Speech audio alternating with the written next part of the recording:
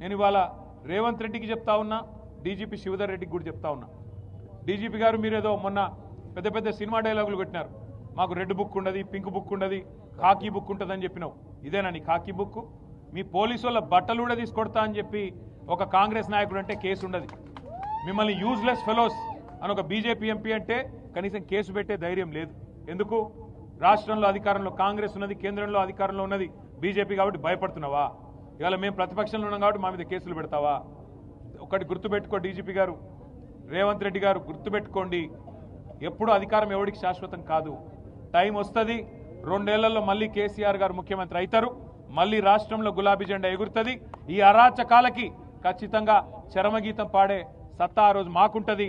అప్పుడు మీరు ఏ కలుగులో దాక్కున్నా ఇట్లా అరాచకాలు చేసిన అధికారులు కానీ, అరాచకాలు చేసిన మంత్రులు కానీ, ఇవాళ ప్రజాప్రతినిధులుగా ఉన్నవాళ్ళు కానీ ఎవరైనా సరే ప్రజాస్వామ్యాన్ని, చట్టాలను, న్యాయాన్ని, రాజ్యాంగాన్ని తుంగలో దొక్కుతా ఉన్నారో వారందరినీ కూడా వదిలిపెట్టకుండా మళ్ళీ న్యాయస్థానాల ముందు ప్రవేశపెట్టే బాధ్యత మాది. గౌరవించండి, ప్రజల తీర్పును గౌరవించండి. కేతన్పల్లి మున్సిపాలిటీలో వెంటనే ఎన్నికలు పెట్టాలని మేము డిమాండ్ చేస్తూ ఉన్నాం. ఎలక్షన్ కమిషన్ కూడా మేము డిమాండ్ చేస్తున్నాం.